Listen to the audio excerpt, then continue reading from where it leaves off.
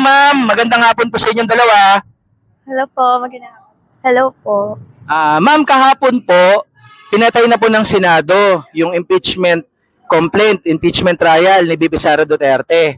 So tingin niyo po ba dahil sa ginawa nila ay dapat nang i-abolish o buwagin na ang Senado ng Pilipinas? For me po, hindi naman po lahat, mostly. Pero marami pa naman pong matitinong nasa posisyon ngayon and they're doing their jobs.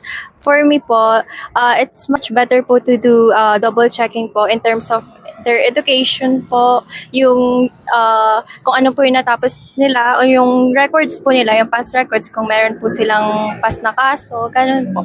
I-double check po talaga. Kayo po, ma'am.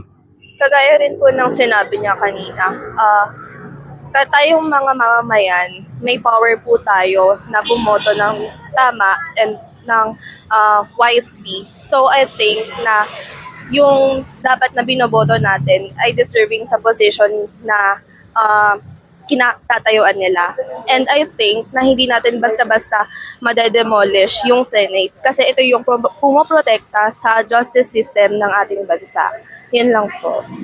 Okay po, ma'am. Thank you po sa inyo.